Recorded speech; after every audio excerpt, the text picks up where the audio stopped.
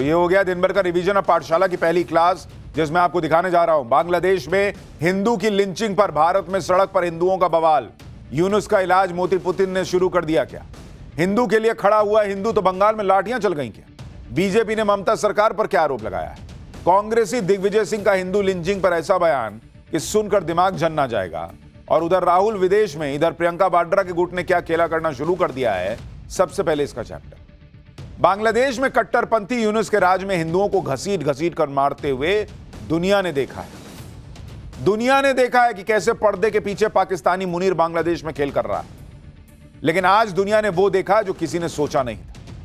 लाखों हिंदू सड़क पर उतर गए बॉस, और कट्टरपंथियों की ईंट से ईंट बजा दी। यूनुस और मुनीर को हिंदुओं ने यह ट्रेलर दिखाया है बॉस, और यह बहुत कम होता है, रेयर होता है बॉस कि हिंदू इस तरीके से सड़क पर निकल आए हिंदुओं की आवाज बनने के लिए। अगर वो सोच रहे हैं कट्टरपंथी के हिंदू दीपू दास को फैक्ट्री में अकेला घेर कर मार दिया, लिंचिंग कर दी और कोई हिंदू बोलेगा नहीं, तो आज हिंदुओं ने तगड़ा जवाब दिया है। वो जो नरेंद्र मोदी के राज में पिछले 11 साल में हिंदू जागा है ना, उसका नतीजा सड़क पर दिखा। आज हिंदुओं ने बता दिया कि ये यूनुस और मुनीर जैसों के लिए आखिरी चेतावनी है। हिंदुओं को बेबस और लाचार समझने के धोखे में न रहना। आज हम आपको बताएंगे कि कैसे बांग्लादेश के हिंदुओं के लिए लाखों हिंदू भारत में सड़क पर उतर आए।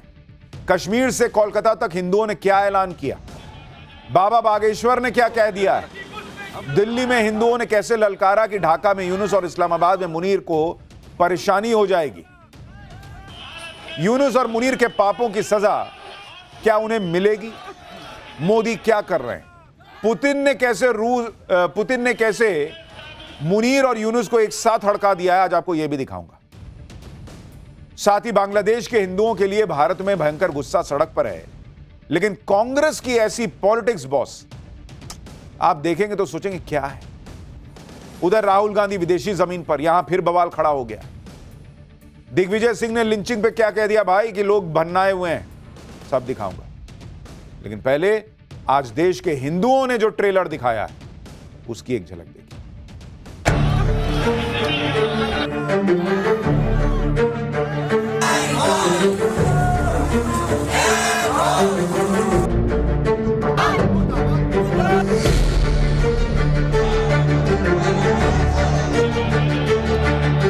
कट्टरपंथ के खिलाफ जो लड़ाई चल रही है, और यहाँ देखिए कि बैरिकेड्स बांग्लादेश के पुलिस प्रशासन के मुंह पे तमाचा है।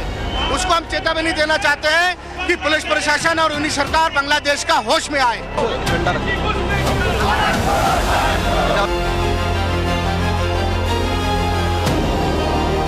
सरकार से हमारी यही अपील है कि बांग्लादेश को करारा जवाब दें। आज हमारे हिंदू संकट में है, अभी 10 मिनट के अंदर बांग्लादेश घेराव करेंगे। बांग्लादेश में हमारे साथ भी यही होता जा रहा है लगातार। असम में यही हो रहा है, बंगाल में यही हो रहा है। हम कब तक भागते रहेंगे?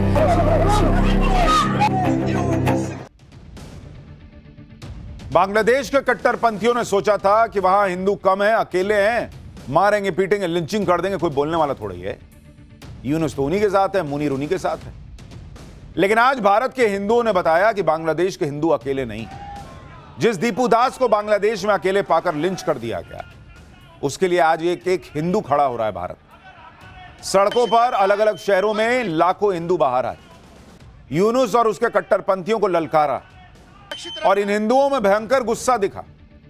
दिल्ली से लेकर मुंबई, कोलकाता, कहां प्रदर्शन नहीं किया इन लोगों ने भाई। विश्व हिंदू परिषद ने पूरे देश में जगह जगह प्रदर्शन, मोहम्मद यूनुस के खिलाफ नारेबाजी की गई, सड़क पर पुतले जलाए गए। आप देखिए कितनी बड़ी संख्या में हिंदू बाहर आया है। भारत के हिंदुओं ने आज एकजुट होकर बांग्लादेश को यह गुस्सा दिखाया, क्योंकि मैसेजिंग भी बड़ी चीज होती है बॉस। इससे यहां की सरकार को भी मैसेज जा रहा है कि जो हो रहा है वो हिंदुओं को पसंद नहीं आ रहा, वो हिंदुओं को बर्दाश्त नहीं है। सबसे भयंकर प्रदर्शन दिल्ली में हुआ, जहां हजारों की भीड़ बांग्लादेश हाई कमीशन के पास जुट गई। इस भीड़ को रोकने के लिए पुलिस ने जो बैरिकेड लगाए, उन बैरिकेड्स ने इस भीड़ का गुस्सा झेला। देखिए वहां क्या माहौल बन गया था।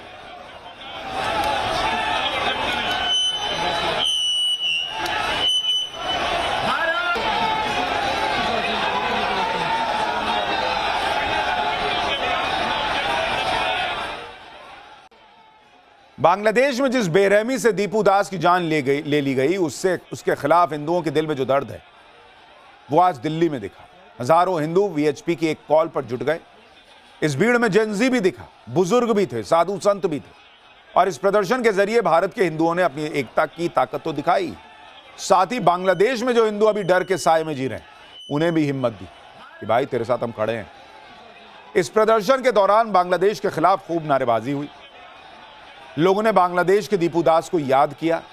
गुस्से से भरे ये हिंदू ये मांग कर रहे हैं कि बांग्लादेश को भी भारत वैसा ही सबक सिखाए जैसा पाकिस्तान को ऑपरेशन सिंदूर में सिखाया था। सुनिए गुस्सा हिंदू क्या कह रहे हैं।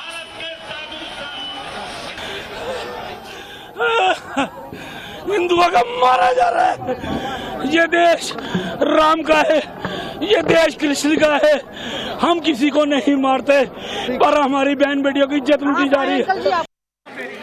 देखिए, हमें हर जगह से हमेशा भगाया ही जाता है, चाहे वो पाकिस्तान हो, चाहे वो अफगानिस्तान हो। ईरान में हम रहे नहीं, इराक में हम रहे नहीं, चाहे कश्मीर में हमारे पंडितों के साथ भी यही हुआ, अब बांग्लादेश में हमारे साथ भी यही होता जा रहा है लगातार। असम में यही हो रहा है, बंगाल में यही हो रहा है। हम कब तक भागते रहेंगे? मैं चाहती हूँ कि बॉर्डर्स खुलें और हम चाहते हैं कि वहाँ के लोग अंदर आ सके सुरक्षा के साथ, लेकिन इसके साथ साथ मैं चाहती हूँ कि मिलिट्री एक्शन भी लिया जाए। हम जिहादियों से डरते रहेंगे, अब हमें आगे आना ही पड़ेगा। और अगर हम अकेले आगे नहीं आएंगे, मैं बस ये चाहती हूँ हम सारे इंटरनेशनल एजेंसीज को भी अंदर लिया जाए और यूसुफ जैसे जिहादी को हम एक नोबेल पीस प्राइज दे देते हैं, जिसकी मिलिट्री, जिसकी पुलिस खुद इसके अंदर इन्वॉल्व थी, जिसने दीपू को आगे जलने दिया और वहां पे बैठ के तमाशा देख रही थी, वीडियो बना रही थी। तो अब ऐसे जिहादियों को हम नकारते हैं। अगर बांग्लादेश की सरकार ने अपने राज धर्म का निर्वहन नहीं किया तो वो दिन दूर नहीं है जब बांग्लादेश के दो टुकड़े हो जाएंगे। बांग्लादेश में हिंदुओं को चुन चुन कर मारा जा रहा है। आखिर कब तक बांग्लादेश के अंदर इस्लाम के नाम पर हिंदुओं को मारा जाएगा? आखिर कब तक? आपके हाथ में मोहम्मद यूनुस के पोस्टर क्यों है? मोहम्मद यूनुस इस समय बांग्लादेश की सरकार चला रहे हैं, उन्हें इस्तीफा दे देना चाहिए और उनकी खुद की जिम्मेवारी, अगर उनके देश में किसी भी हिंदू भाई की हत्या होती है तो सर्वोच्च पद पे बैठे हुए आदमी की जिम्मेवारी होनी चाहिए। दीपू चंद दास को जो जलाया गया है वहाँ पे, वो दीपू नहीं जलाया गया, पूरे हिंदू समाज के मुंह पे तमाचा मारा है बांग्लादेश ने। और उनको हम बताएंगे भाईचारा अब निभाना छोड़ दिया है। हम जैसे भाईचारा बर्दाश्त नहीं करेंगे। आप लोग भाईचारा, भाई को चारा बना करके खाया जा रहा है बांग्लादेश में। सो कॉल्ड सेकुलर गैंग है जो खुद को कहते हैं कि वो गाजा में कोई मानव अधिकार का हनन होता है, फिलिस्तीन में हनन होता है, वहां पर इनकी जबान खुलती है, यहाँ पर इस पर शोर मचाते हैं। लेकिन बांग्लादेश में जो हिंदू अत्याचार हो रहा है, जो पीड़ित हो रहे हैं, उन पर एक शब्द नहीं बोला जा रहा। हिंदू में अत्याचार कर रहे हैं, उन बांग्लादेश घुसपैठियों को बाहर निकाला जाए और यूनुस सरकार के खिलाफ डिप्लोमेटिक तरीके से दबाव बनाया जाए कि ऐसी हिंदू विरोधी घटनाएं वहां ना घटे।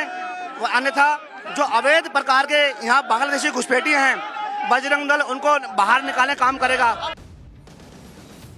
बांग्लादेश की मोहम्मद यूनुस की सरकार के खिलाफ हिंदुओं में बहुत गुस्सा है। बांग्लादेश के जो घुसपैठिए यहां हैं उनके खिलाफ जबरदस्त गुस्सा है, और यह गुस्सा सिर्फ दिल्ली तक सीमित नहीं था। बांग्लादेश के कट्टरपंथियों को भारत के हिंदुओं ने सीधा ललकार लिया। जिस तरह का गुस्सा भारत के हिंदुओं का दिखा, उससे बांग्लादेश को कड़ा मैसेज गया, क्योंकि अगर बांग्लादेश के कट्टरपंथियों ने हिंदुओं के खिलाफ हिंसा नहीं रोकी और इधर भारत में हिंदुओं का गुस्सा बढ़ता रहा, तो यहां जो सरकार है वो एक्शन लेने वाली सरकार है। ये क्लियर मैसेज दुनिया में। और फिर वो क्या कर सकती है, नहीं कर सकती, इस पर तरह तरह की बातें की जा सकती हैं, लेकिन अभी फिलहाल हिंदुओं का सेंटिमेंट बहुत हाई है। कोलकाता में भी ऐसे ही भीड़ दिखी, जिसने हिंदुओं के खिलाफ जो अत्याचार बांग्लादेश में हो रहा है उसको लेकर मोहम्मद यूनुस को जूते की माला पहना दी। मोहम्मद यूनुस अभी बांग्लादेश में अंतरिम सरकार के मुखिया है। सोचिए, जिस व्यक्ति को शांति का नोबेल मिल चुका है, उसी के राज में बांग्लादेश में अल्पसंख्यक हिंदुओं के खिलाफ अत्याचार लगातार बढ़ रहा है। और यह आदमी क्या कर रहा है? कुछ नहीं कर पा रहा, कुछ कट्टरपंथियों को कंट्रोल नहीं कर रहा। क्या करेगा भाई? ये पपेट है। अवार्ड भी पता नहीं इसको ऐसे ही मिला है क्या, सेटिंग गेटिंग करके। हिंदुओं को सुरक्षा नहीं दे पा रहा है, इसलिए इसके खिलाफ भी नारेबाजी हो रही है, प्रदर्शन हो रही है। कोलकाता में जो हुआ है उसकी भी एक झलक देखिए। जय श्री राम के नारे सुनाई दे रहे हैं सड़क पर। इसी तरह से आप मुंबई में जबरदस्त प्रदर्शन की तस्वीरें देखिए। आज मुंबई में बांग्लादेश हाई कमीशन के ऑफिस के बाहर प्रदर्शन करने बड़ी संख्या में हिंदू पहुंचने लगे। मुंबई में हिंदुओं ने बांग्लादेश के हालात को लेकर क्या कहा है, एक बार उसको भी सुनिए। हमारे बांग्लादेश में जो हिंदू भाइयों के ऊपर अत्याचार हो रहा है उसके लिए हम प्रोटेस्ट करने आए हैं। राष्ट्र है पूरे विश्व में जो कि भारत, अगर भारत प्रोटेस्ट नहीं करेगा और यहाँ के हिंदू अगर इसके लिए आवाज नहीं उठाएंगे तो उनके लिए आवाज कौन उठाएगा? बहुत गुस्सा है, बहुत गुस्सा है, हिंदुओं में बहुत गुस्सा है और हम अपनी मांग कर रहे हैं सरकार से मांग कर रहे हैं कि कार्रवाई हो, सैन्य कार्रवाई हो। मुंबई से लेकर दिल्ली तक, कोलकाता से लेकर कश्मीर तक हर जगह पर हिंदुओं के अंदर यही सेंटिमेंट दिखा कि भाई ये बांग्लादेश के कट्टरपंथियों का इलाज सरकार को करना पड़ेगा। बांग्लादेश के कट्टरपंथियों का क्या इलाज शुरू हो गया है ये आगे बताऊंगा, लेकिन पहले आप ये देखिए कि हिंदुओं ने आज जो अपनी ताकत दिखाई वो जम्मू में कैसे दिखी। जम्मू में भी बांग्लादेश के खिलाफ हिंदुओं ने जबरदस्त प्रदर्शन किया। आज की ये तस्वीर देखकर आप समझ सकते हैं कि कितना गुस्सा है भारत के हिंदुओं के अंदर। बांग्लादेश के हिंदुओं की जैसी हालत कट्टरपंथियों ने कर दी है, उससे भारत के हिंदू उबल रहे हैं। वो उन कट्टरपंथियों की ईंट से ईंट बजा देने के लिए तैयार हैं। साधु संत तक गुस्से में भाई। सब कह रहे हैं कि मोदी सरकार को कुछ सैन्य कार्रवाई करनी चाहिए अगर ये यूनुस नहीं सुधरता है। हालांकि सरकार के अपने तरीके होते हैं, कुछ चीजें दिखती हैं, कुछ चीजें पर्दे के पीछे होती हैं, और वो कैसे होंगी, क्या होंगी, इस पर भी बात होगी। लेकिन पहले आप सुनिए बाबा बागेश्वर जो हिंदुओं को लगातार जगा रहे थे, वो आज क्या कह रहे हैं। जिस वक्त हिंदुओं के एकजुट होकर ताकत दिखाने की बात की जा रही, उसी वक्त आप यह भी देखिए कि हिंदू के लिए जब बंगाल में हिंदू खड़ा हो गया तो कैसे वहां लाठियां चली। कोलकाता में जब बांग्लादेश के खिलाफ हिंदुओं का गुस्सा दिख रहा था तभी उस प्रदर्शन में बवाल हो गया। बांग्लादेश के डिप्टी हाई कमीशन के पास हिंदू संगठन प्रदर्शन कर रहे थे। इस दौरान कुछ प्रदर्शनकारी उग्र हो गए और बैरिकेड्स तोड़ दिए। जब भीड़ ज्यादा उग्र हो गई तो पुलिस से झड़प होने लगी। इसी दौरान पुलिस ने कई प्रदर्शनकारियों को खदेड़ दिया। प्रदर्शनकारियों को बलपूर्वक हटा दिया गया। इस दौरान वहां हालात बेकाबू होते दिखे। पुलिस ने इस मामले में 12 प्रदर्शनकारियों को गिरफ्तार भी किया। कोलकाता में हुए इस प्रदर्शन में कुछ साधु संत शामिल थे। कोलकाता पुलिस के खिलाफ वो धरने पर बैठ गए। उनका गुस्सा ममता सरकार पर फूट पड़ा कि भाई हिंदू प्रदर्शन भी नहीं कर सकता क्या? बीजेपी अलग फायर है कि ममता सरकार जो है वो हिंदुओं पर ही लाठी चलवा दे रही है। सुनिए एक बार वहां क्या हुआ।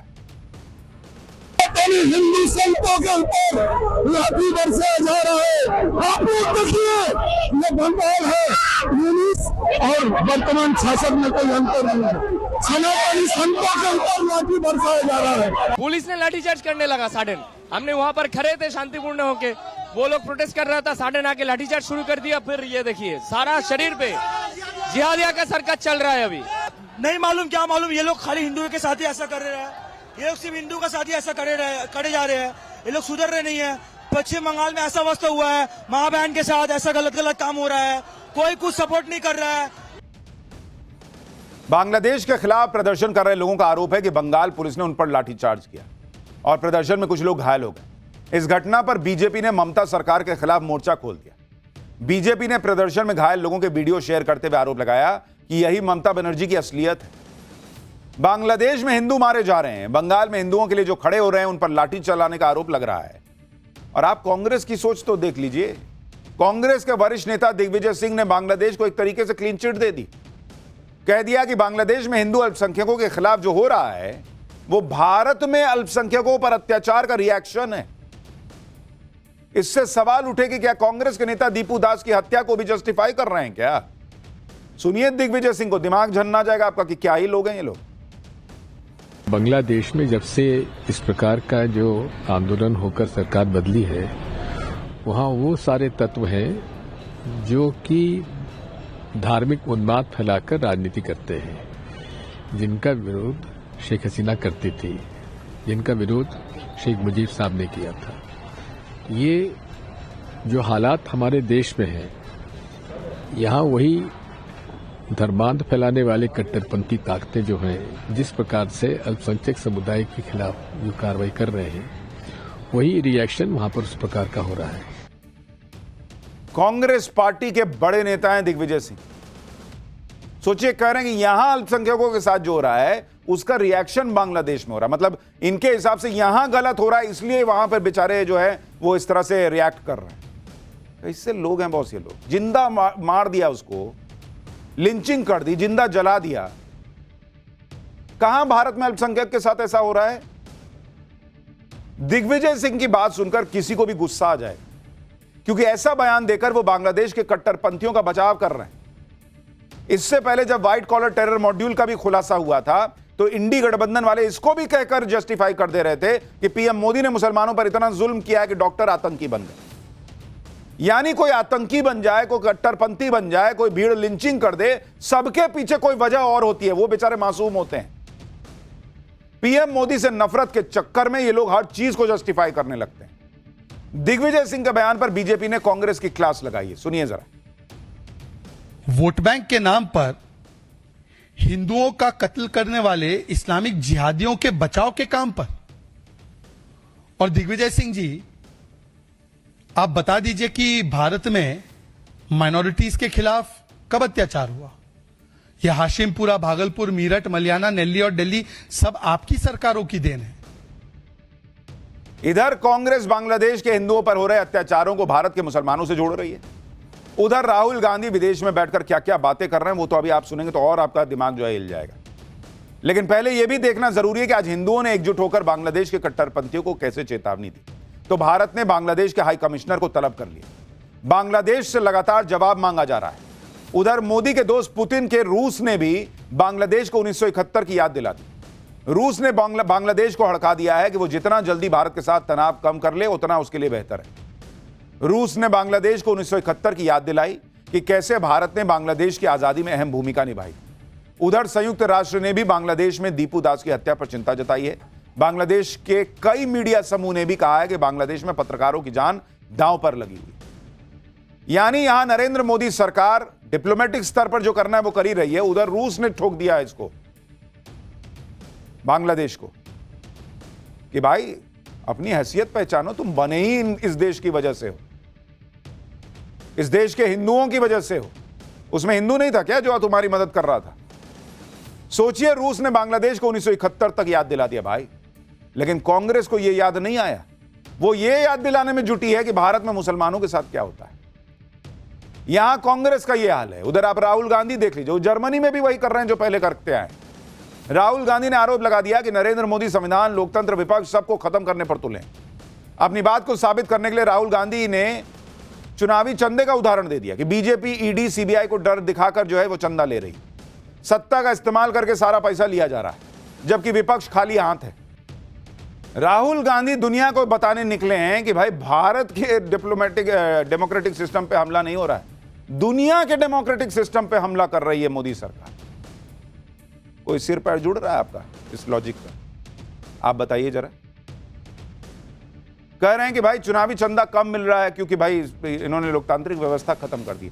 कभी अंदर नहीं झांकिएगा बॉस, कभी तो एक बार इसे कभी खींच के देखिए कि अंदर क्या चल रहा है।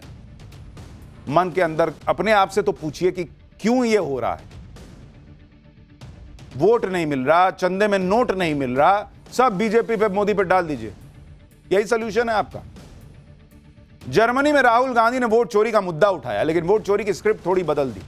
बिहार चुनाव में राहुल गांधी कह रहे थे कि बीजेपी अंबानी, अडानी के लिए वोट चोरी करती है। अब राहुल गांधी ये तर्क दे रहे हैं क्योंकि बीजेपी को दलितों से दिक्कत है, इसलिए वो वोटिंग सिस्टम से छेड़छाड़ करती है। राहुल गांधी की आप बातें सुनिए, विदेश में बैठ के बता रहे हैं कि भारत में लोग एक दूसरे से लड़ेंगे भिड़ेंगे, ये मौजूदा विजन की वजह से होगा। ये लोग यही सोचे बैठे कि किसी दिन तो ये होगा, किसी दिन तो जेनजी सड़क पर आएगा। बॉस, जेनजी के सड़क पर आने से आपकी सरकार नहीं आएगी। आप जिस दिन सड़क पर उतरकर लोगों के बीच लोगों की असली समस्याएं समझेंगे ना, उनकी बातें करेंगे, उनसे कनेक्ट करेंगे, तब जाके सरकार आएगी। कभी वोट चोरी, कभी एसआईआर से प्रॉब्लम, कभी ईवीएम से प्रॉब्लम, कभी बैलेट पेपर से चुनाव हो गया तब भी हार गए तो पता नहीं किससे प्रॉब्लम, कभी चंदे को लेके प्रॉब्लम।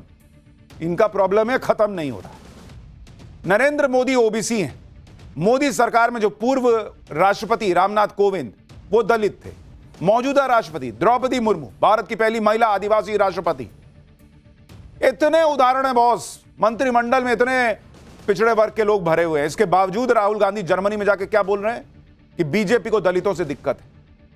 मोदी वहां समझा के आते हैं दुनिया को कि बॉस, भारत चांद पे जा रहा है, आसमान में जो है तरक्की कर रहा है, ऊपर जा रहा है, आइए ना हमारे यहां आइए। राहुल गांधी जाते हैं, वो बताते हैं कि भारत बॉस आने लायक नहीं बचा, क्या हालत हो गई है भारत की। जर्मनी से राहुल गांधी ने वोट चोरी का मुद्दा उठा दिया। यह झूठ भी फैला दिया कि भारत में इस लेवल की गड़बड़ी होती है कि एक महिला 200 बार वोट डाल देती है। वहां यह नहीं बताया कि मैं यह बात लेकर कभी सुप्रीम कोर्ट नहीं गया, मैंने सुप्रीम कोर्ट में कोई सबूत नहीं दिया, लेकिन वहां भी बैठकर मंच पर यह बोल दिया कि यह हो रहा है। राहुल गांधी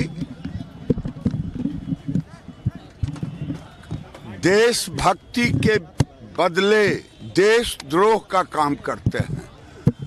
कोई भी एलओपी देश के बाहर जाकर के देश को गाली नहीं दे सकता। राहुल गांधी जो है वो प्रयास तो बहुत कर रहे हैं, पर ऐसा लगता नहीं कि भारत का वोटर उनको सीरियसली ले रहा है, और ना ही बाहर जो लोग उन्हें सुन रहे हैं वो उस बात को गंभीरता से ले रहे हैं। राहुल गांधी विदेश में बैठकर ये सब कह रहे हैं, लेकिन इधर देश में कांग्रेस के अंदर का प्रियंका गुट क्या खेल करने लगा है, ये सोशल मीडिया पे चर्चा चल रही है, बहुत चर्चा आज हुई है। बांग्लादेश के हालात की आड़ में कांग्रेस के अंदर प्रियंका वाड्रा बनाम राहुल गांधी होने लगा है क्या? कांग्रेस सांसद इमरान मसूद ने यह कहकर नया तूफान खड़ा कर दिया कि प्रियंका वाड्रा को प्रधानमंत्री बना देना चाहिए, फिर प्रियंका वाड्रा बांग्लादेश का तगड़ा इलाज करेंगे। जब इमरान मसूद से पूछा गया कि प्रियंका वाड्रा पीएम बन जाएंगी तो राहुल गांधी का क्या होगा बॉस, तो टोन बदल गई, लेकिन बात जो कहनी थी उन्होंने धीरे धीरे टेबल पर रख दी। राहुल गांधी और प्रियंका वाड्रा जो हैं वो दो आंखें हैं, तो आपने ये क्यों नहीं कहा इमरान साहब कि राहुल गांधी को पीएम बना दीजिए, वो बांग्लादेश को जवाब दे देंगे? बड़ा धीरे से कह दिए कि प्रियंका वाड्रा को बना दीजिए पीएम, और राहुल जी भी तो वही हैं। यहां राहुल गांधी सालों से पीएम बनने का सपना देख रहे हैं, इधर उनके सांसद ने झटके में उनके सपने पर पानी फेर दिया। कमाल की बात यह है कि इमरान मसूद के इस बयान को डाउन प्ले करने के बजाय कांग्रेस के नेता उनके बयान को सही बता रहे हैं। प्रियंका वाड्रा के पति रॉबर्ट वाड्रा ने यहां तक दावा कर दिया कि सब यही चाहते हैं कि प्रियंका वाड्रा कमान संभालें। देखिए, हर बार जब भी कुछ गलत होता है देश विदेश में, सवाल कांग्रेस से पूछते हैं, तो इमरान मसूद जी ने बिल्कुल ठीक कहा, भाई सब सारे सवालों के जवाब जब हमें ही देने हैं तो बना दीजिए हमें प्रधानमंत्री, सरकार हम चला लेंगे, इनसे तो इनके बस की तो नहीं है। एक आदमी नहीं कह रहा है बॉस कि ना बनेंगे तो पीएम राहुल जी बनेंगे। कहानी पलट रही है क्या? सवाल खड़े हो रहे हैं। खैर, ये सब तो पॉलिटिक्स से चलती रहेगी। पाठशाला में अब अगला चैप्टर का वक्त हो गया।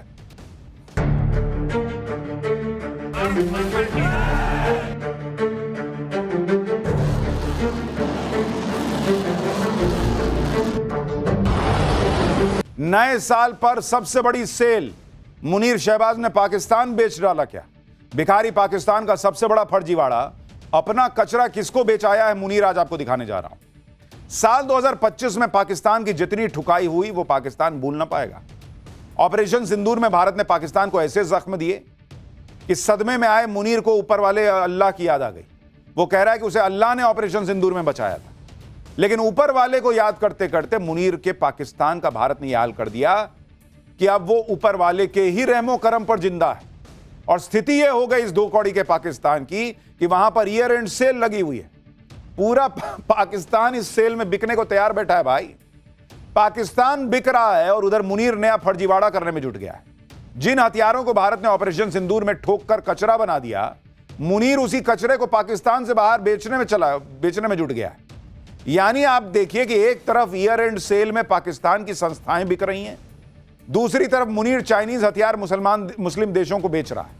उधर डोनाल्ड ट्रंप ने मुनीर को गाजा में बुरी तरह से फंसा दिया, इधर पाकिस्तान के आतंकी भी मुनीर को बेनकाब कर रहे हैं। भारत के हाथों हुई पिटाई पर आतंकियों ने मुनीर की ही क्लास लगा दी है। यानी नया साल शुरू होने से पहले पाकिस्तान बुरी तरह से फंस गया है। पाकिस्तान में तो लोग कह रहे हैं कि मुनीर तो पूरा पाकिस्तान बेचकर विदेश भाग जाएगा भाई। कोई कह रहा है कि मुनीर और शहबाज की जोड़ी ने पाकिस्तान को ट्रंप के पास गिरवी रख दिया है। पाकिस्तान में कौन सी सेल लगी है, कैसे पाकिस्तान बिक रहा है, मुनीर को कैसे आतंकी सुनाए दे रहे हैं, क्या क्या हो रहा है, मुनीर का नया फर्जीवाड़ा कौन सा सामने आ गया है, सब दिखाऊं उससे पहले एक ट्रेलर देखिए।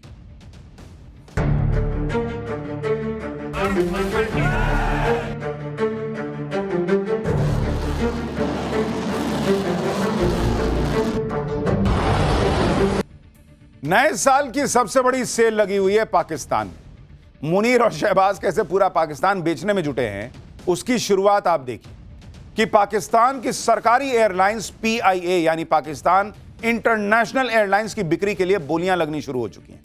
पाकिस्तान सरकार PIA की 75% हिस्सेदारी बेच रही है, जबकि 25% हिस्सा अपने पास रखेगी। बाद में सरकार इस हिस्से को भी बेच सकती है। पाकिस्तानी मीडिया के मुताबिक PIA के लिए बोली लगाने का आज आखिरी दिन था। PIA को खरीदने के लिए 3 कंपनियों ने अपनी बोलियां बंद लिफाफों में जमा कर दी हैं।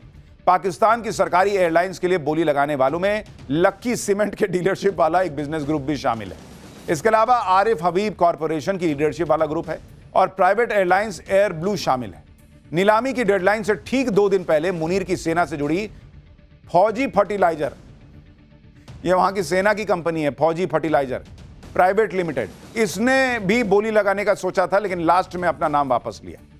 इस्लामाबाद में हुई नीलामी में PIA को खरीदने पहुंची तीनों कंपनियों के प्रतिनिधियों ने एक एक करके अपनी बोली बंद लिफाफे में ट्रांसपेरेंट बॉक्स में डाल दी। यहां इंडिया में सब ऑनलाइन होता है, वहां आज भी लिफाफा ही चल रहा है। पाकिस्तान की एयरलाइन को बेचने की प्रक्रिया में मुनीर ने अपनी सेना की कंपनी को माल बनाने के लिए लगा दिया था, लेकिन वो ऐसा कर नहीं पाया। पाकिस्तान की सरकारी एयरलाइंस अकेली नहीं है जिसे बेचा जा रहा है। पाकिस्तान की 2 दर्जन से ज्यादा कंपनियां सेल पर है। ऐसे में यह समझना जरूरी है कि शहबाज और मुनीर को पाकिस्तान की सरकारी कंपनियों को बेचने के लिए यह सेल लगानी क्यों पड़ी है। दरअसल पाकिस्तान साल 1958 से अब तक IMF से 20 बार लोन ले चुका है। पाकिस्तान पर इस वक्त कुल कर्ज बढ़कर 25 लाख करोड़ रुपए के पार है। इस कर्ज की वजह से पाकिस्तान दिवालिया होने की कगार पर खड़ा है और अपने खर्चे चलाने के लिए वो IMF के सामने कटोरा लेके खड़ा हो जाता है हर बार। इस बार IMF ने बेल आउट पैकेज हासिल देने के लिए पाकिस्तान को नई टर्म्स एंड कंडीशंस पूरा करने के लिए कहा कि भीख देंगे, लेकिन पहले यह सब करना होगा। और उसके लिए पाकिस्तान अपने बंदरगाहों और एयरपोर्ट्स को पहले ही बेच चुका था। तो अब बेचे क्या? पिछले साल ही पाकिस्तान ने इस्लामाबाद एयरपोर्ट को ठेके पर देने का फैसला किया था। IMF की रेवेन्यू बढ़ाने, वित्तीय घाटा कम करने जैसी शर्तों को पूरा करने के लिए पाकिस्तान को 2024 से 2029 के बीच यानी 5 साल में 24 सरकारी कंपनियों को बेचना हो। सेल की इस लिस्ट में सरकारी बैंक, इंजीनियरिंग वर्कर्स से जुड़ी कंपनियां, वर्क से जुड़ी कंपनियां, बिजली supply company, insurance company, thermal power plant company और सरकारी होटल सब शामिल है। लेकिन भिखमंगे पाकिस्तान की हालत यह हो चुकी है कि एक सरकारी कंपनी को खरीदने के लिए भी मुश्किल से खरीदार मिल रहा है। कौन खरीदेगा भाई? मान लो बिजली कंपनी खरीद लोगे, बिजली बिल भर कौन रहा है वहां जो तुम पैसा लोगे उससे? तो ये तो पाकिस्तान की हालत हो गई है भाई कि भीख लेने के लिए भी उसको कुछ बेच के दिखाना पड़ रहा है कि भाई ये भीख मैं लौटा दूंगा। आप ये भी देखिए कि अपने ही देश में मुनीर और शहबाज को सरकारी कंपनियां खरीदने के लिए खरीदार नहीं मिल रहे। उस पर मुनीर अपना चाइनीज कबाड़ निपटाने के लिए अफ्रीकी देश लीबिया पहुंच गया। मुनीर को लगा होगा कि ऑपरेशन सिंदूर में पाकिस्तान की ठुकाई की खबर शायद लीबिया तक नहीं पहुंची होगी, क्योंकि वहां पहले ही उथल पुथल मची हुई है। इसलिए लीबिया के सेना प्रमुख से मुलाकात के दौरान मुनीर ने ऑपरेशन सिंदूर को लेकर लंबी दूरी वाली झूठ की मिसाइलें छोड़ दी और ऑपरेशन सिंदूर के दौरान चीन के फुस साबित हुए हथियारों को लीबिया को टिकाने के लिए डील कर ली। सुनिए ऑपरेशन सिंदूर में फुस साबित हो चुके चाइनीज हथियारों को बेचने के लिए मुनीर कैसे फिर सेल्समैन बन गया। फिर मुनीर के फर्जीवाड़े की डिटेल आपको बताऊंगा। अब यह भी देखिए कि पाकिस्तान के वो कौन से फुस हथियार हैं जो मुनीर मुस्लिम देश लीबिया को टिकाने की जुगाड़ में लगा और इसके लिए डील करने खुद लीबिया चला गया भाई। मुनीर ने लीबिया के सैन्य गुट LNA यानी लीबियन नेशनल आर्मी के साथ 35,000 करोड़ रुपए से ज्यादा के हथियारों की डील कर ली। इस डील के तहत पाकिस्तान लीबिया को चीन की मदद से तैयार 16 JF-17 फाइटर जेट बेचेगा। पाकिस्तान 12 सुपर मोशाक ट्रेनर एयरक्राफ्ट देगा जिसका इस्तेमाल बेसिक पायलट ट्रेनिंग के लिए किया जाता है। इसके अलावा दूसरे सैन्य उपकरण जैसे बख्तरबंद गाड़ियां, गोला बारूद की डील भी फाइनल हुई। हालांकि झूठ की बुनियाद पर लीबिया के साथ हुई इस डील को पूरा करना मुनीर के लिए आसान नहीं रहने वाला, क्योंकि लीबिया पर साल 2011 से ही संयुक्त राष्ट्र का हथियार प्रतिबंध लगा हुआ है और मुनीर ने लीबिया के जिस सैन्य गुट के साथ डील की है उसे संयुक्त राष्ट्र मान्यता ही नहीं दे रहा है। आप यह भी देखिए कि मुनीर खुलेआम कितना बड़ा फर्जीवाड़ा कर रहा है।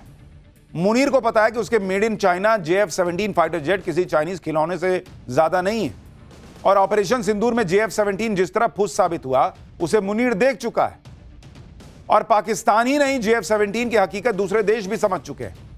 नवंबर 2022 में म्यांमार ने भी चीन से JF-17 फाइटर जेट्स खरीदे थे और उन्हें ग्राउंड कर दिया।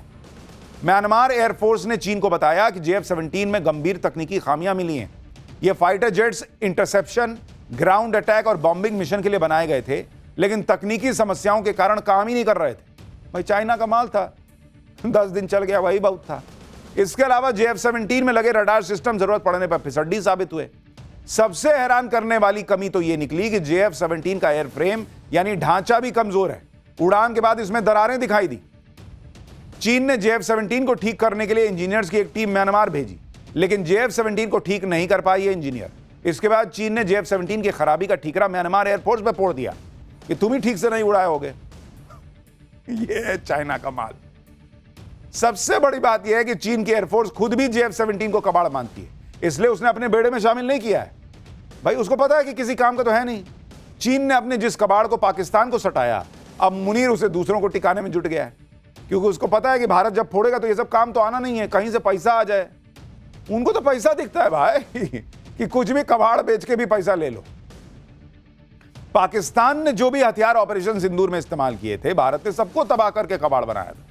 चाहे चाइनीज रहा हो, चाइनीज मिसाइल रही हो, टर्की के ड्रोन रहे हो।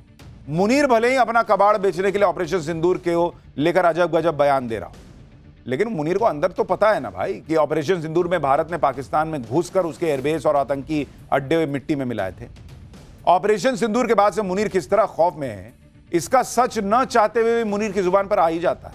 पिछले दिनों इस्लामाबाद में उलेमाओं की कॉन्फ्रेंस में मुनीर ने खुद माना कि ऑपरेशन सिंदूर में अल्लाह ने मदद न की होती तो न जाने पाकिस्तान का क्या हाल हो जाता।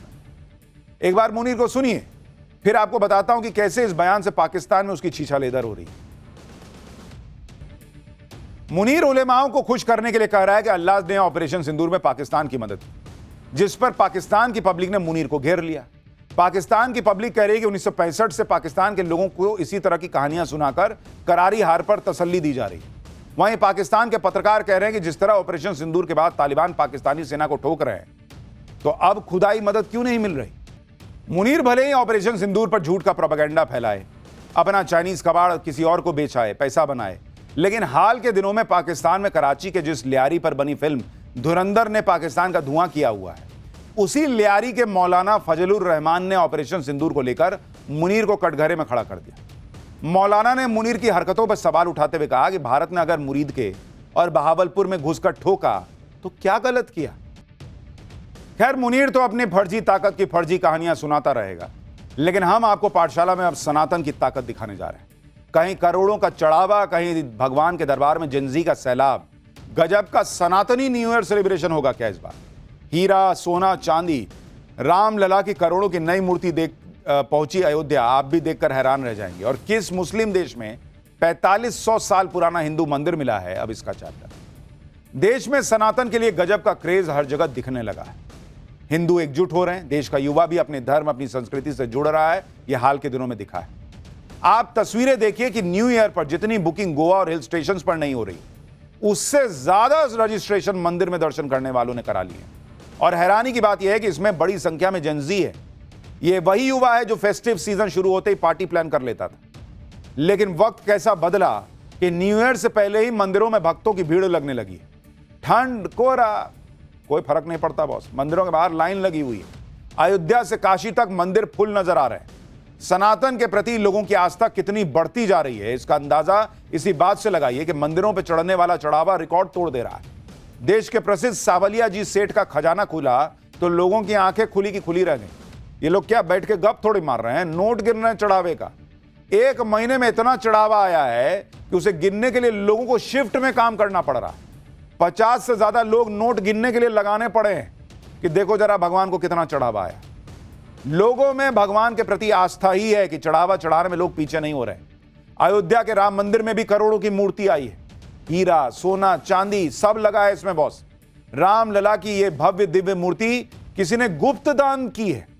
यह भी नहीं कि बता के गुप्त दान किया है भाई इतना करोड़ों की मूर्ति को। सनातन से जुड़ने वाले इस चैप्टर में आज आपको बताऊंगा कि न्यू ईयर पर अयोध्या काशी में कितनी भीड़ होने वाली है। सावलिया जी सेठ के दरबार में कितना चढ़ावा आ गया कि नोट गिनने के लिए शिफ्ट में काम करना पड़ रहा। अयोध्या में रामलला की दूसरी मूर्ति कहां स्थापित होगी और कौन से मुस्लिम देश में 4500 साल पुराना सूर्य मंदिर मिला है और किस देश में 2700 साल पुराना देवी मंदिर मिला है। राजस्थान में चित्तौड़गढ़ के प्रसिद्ध कृष्णधाम मंदिर में लोगों की आस्था कैसे दिनों दिन बढ़ती जा रही है उसकी तस्वीर से शुरुआत कर रहा हूं। यहां न सिर्फ भक्तों की भीड़ बढ़ी, चढ़ावा भी हर साल बढ़ता चला गया है। और इस बार जब सांवलिया जी सेठ मंदिर में भंडारा खोला गया तो मंदिर प्रशासन के होश उड़ गए। इतना कैश था चढ़ावे में कि इसे गिनने के लिए बड़े हॉल में व्यवस्था करनी पड़ी, जहां 50 से ज्यादा लोगों को नोट गिनने के काम में लगाया गया। ये सभी लोग 4 शिफ्ट में दिन रात नोट गिन रहे हैं। आप देख रहे हैं भाई, गड्डियों का अंबार लगा हुआ है, इतना चढ़ावा आया है। जैसे जैसे नोटों की काउंटिंग आगे बढ़ी, नोटों की गड्डियों का अंबार लगने लगा। सांवलिया जी सेठ के भक्तों ने कैश के साथ सोना चांदी भी चढ़ाया। जब काउंटिंग पूरी हुई तो लोग हैरान रह गए। 1 महीने में चढ़ावा चढ़ाने का रिकॉर्ड टूट गया। कृष्ण धाम मंदिर में लोगों ने 29 करोड़ 32 लाख रुपया चढ़ाया है। इसके अलावा 1 किलो 785 ग्राम सोना चढ़ाया, 100 किलो से ज्यादा चांदी चढ़ाई गई 1 महीने में। इसके अलावा मंदिर में भक्तों ने विदेशी मुद्रा और चेक भी चढ़ाए, जिसकी अभी गिनती की जा रही है। कृष्णधाम सांवलिया जी सेठ मंदिर की बहुत मान्यता है। इस मंदिर में हर वक्त भक्तों की लाइन लगी रहती है। लोगों में इतनी आस्था है कि यहां हर महीने करोड़ों रुपए का चढ़ावा चढ़ता ही चढ़ता है। यह मंदिर सांवलिया जी का प्राकट्य स्थल है। 300 साल पहले 3 मूर्तियां जमीन में गड़ी हुई मिली थी। तीनों का स्वरूप एक था, लेकिन आकार अलग अलग था। सबसे बड़ी 24 इंच की मूर्ति भादसोड़ा में स्थापित है। उससे छोटी 18 इंच की मूर्ति प्रकट्य स्थल बांगुड़ में स्थापित है, जबकि सबसे छोटी 16 इंच की मूर्ति मंडफिया में स्थापित है। इसमें से सबसे प्रसिद्ध मंडफिया के सांवलिया जी सेठ हैं। मान्यता है कि एक मूर्ति के सीने पर भृगु ऋषि के पैरों के निशान भी। कहा जाता है कि भृगु ऋषि भगवान विष्णु को सोता देख नाराज हो गए थे। उन्हें लगा कि विष्णु भगवान उन्हें देखकर सोने का बहाना कर रहे हैं। ऐसे में उन्होंने गुस्से में भगवान विष्णु के सीने पर पैर रख दिया था। भादसोड़ा में रखी प्रतिमा पर मौजूद चरणों के चिन्ह के दर्शन दिन में 1 बार होते हैं। 10 मिनट के दर्शन के बाद भगवान को कपड़े पहना दिए जाते हैं। सांवलिया जी सेठ मंदिर में चढ़ावा देखकर लोग हैरान हैं। तो वहीं अयोध्या के राम मंदिर में भगवान राम की एक और भव्य मूर्ति देखने के लिए भक्तों की भीड़ उमड़ रही। जब राम मंदिर की स्थापना हुई तो रामलला की मूर्ति की सबसे ज्यादा चर्चा। अब वैसी ही एक और प्रतिमा मंदिर में आई है और यह भगवान राम की ही प्रतिमा है। बताया जा रहा है कि भगवान राम की इस प्रतिमा को कर्नाटक से लाया गया है। 10 फीट ऊंची है, 8 फीट चौड़ी प्रतिमा को हीरे, मोती और सोने चांदी से सजाया गया। आप देखिए, भगवान राम की इस मूर्ति को स्पेशल वैन से लाया गया। कर्नाटक से अयोध्या तक लाने में 5 से 6 दिन लगते। जब इसे उतारा गया तो क्रेन मंगवानी पड़ी। राम जन्मभूमि ट्रस्ट ने बताया कि यह प्रतिमा किसने भेजी है, अभी इसका पता भी नहीं चल पाया। इस प्रतिमा को राम मंदिर में ही संत तुलसीदास मंदिर के पास अंगद टीला पर स्थापित किया जाएगा। मूर्ति की स्थापना से पहले इसका अनावरण किया जाएगा। अनावरण के बाद प्राण प्रतिष्ठा समारोह होगा, जिसमें देश भर के संतों और महंतों को बुलाया जाएगा। अयोध्या का हाल तो यह है कि नए साल से पहले ही राम मंदिर में भक्तों की जबरदस्त भीड़ पहुंच रही है। ठंड कोहरे का कोई असर नहीं, सुबह से लाइन लग जा रही है, जिसमें बड़ी संख्या में युवा दिख रहे हैं। पहले जो लोग न्यू ईयर की छुट्टी शुरू होते ही पहाड़ों की तरफ पार्टी मनाने निकल जाते थे, अब वही लोग, उनमें से कई लोग, सब तो नहीं लेकिन उनमें से कई लोग न्यू ईयर की शुरुआत मंदिरों में दर्शन करके कर रहे हैं। अयोध्या के हनुमानगढ़ी मंदिर में कितनी भीड़ हो रही है आप खुद देखिए बॉस। यह भीड़ तब है जब मौसम अचानक से बदल रहा है। ठंड बढ़ने के बाद बाजार तो जल्दी बंद हो रहे हैं, लेकिन मंदिरों में ज्यादा भीड़ पहुंच रही है। यही हाल काशी के विश्वनाथ मंदिर का भी है। अभी से काशी विश्वनाथ मंदिर में भक्तों की संख्या बढ़ने लगी है। कई लोग तो साल शुरू होने से पहले इसलिए दर्शन कर ले रहे हैं क्योंकि उन्हें पता है कि नए साल पर यहां पैर रखने की जगह नहीं मिलने वाली है। अब आपको दिखाता हूं मुस्लिम देश में मिला वो मंदिर जो 450 साल पुराना है। पिरामिड के लिए पहचाना जाने वाला मिस्र सिर्फ मकबरों का देश नहीं है, बल्कि यहां भी कभी मंदिर हुआ करते थे और ये वैसे ही मंदिर थे जैसे हिंदुस्तान में हुआ करते।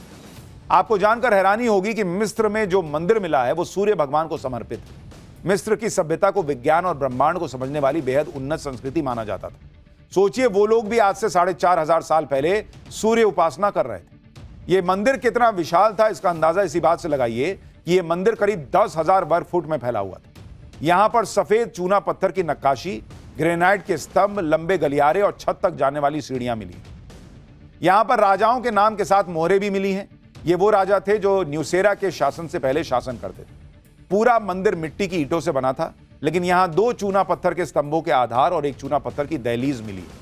ये यहां के मंदिर के प्रवेश द्वार का हिस्सा थे कहा जाता है। मंदिर के अंदर कई बर्तन भी मिले। अब इनकी जांच की जा रही है ताकि यह पता लगाया जा सके कि सूर्य मंदिर में किस चीज का चढ़ावा चढ़ता था।